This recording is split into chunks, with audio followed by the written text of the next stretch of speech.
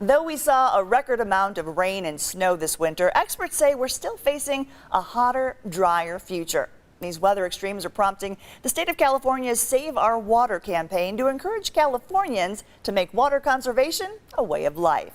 Something as simple as changing the way we garden can have a huge impact. And joining us today are Kate Hayes, design principal and landscape architect of Sacramento-based Miridae, and Dr. Jun Bando, executive director of the California Native Plant Society. They're joining us to talk about how we can transition our yards from water-thirsty to low-water California native plants. Welcome. Thanks for having us. Thanks for having us.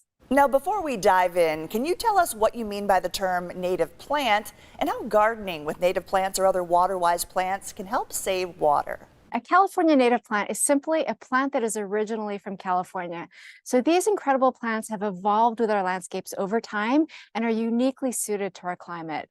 And Save Our Water is the statewide campaign that's looking to help residents make water conservation a way of life. And these beneficial native plants that June is talking about are a really important piece to that water conservation puzzle. Now, some folks think that a low-water garden has to consist of cactus, succulents, and rocks, but the garden you're standing in looks gorgeous, even lush. How does someone make the transition from a traditional lawn to something more like the garden we're looking at?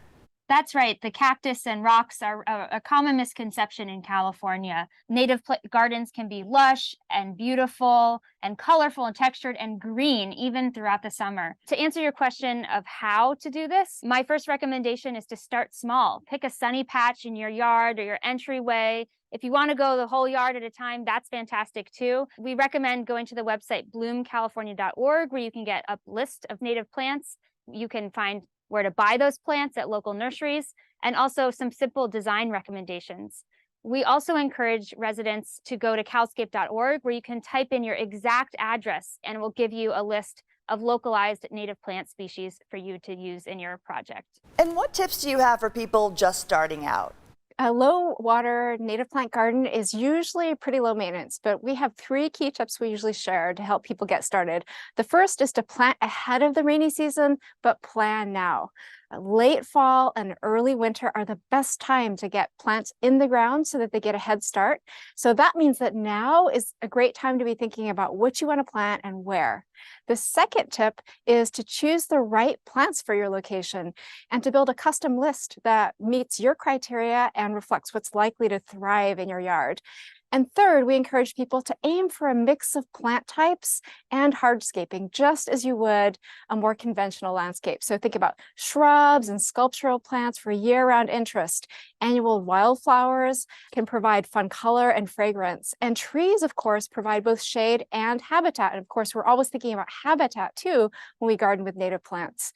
Walkways, borders, sitting areas also can provide form and space for you to enjoy your garden. And do you have any budget-friendly options for people who want to start small? Yes, absolutely. Local water agencies across California are offering generous water rebates, which can include irrigation devices like controllers that are designed to be low water use. So I recommend starting there. You're not sure what your local water agency is? Look at your water bill. It'll be named there, and you can go to their website and find the rebate from there. Some of these water agencies also offer design assistance programs. So if you need that professional help, you can have someone over, and oftentimes they'll compensate you for that consultation fee. For more information, visit saveourwater.com. Ladies, we thank you both so much for sharing this valuable information. Thanks for having us. Thanks so much. And we thank you for joining us on San Diego Living. We'll see you next time.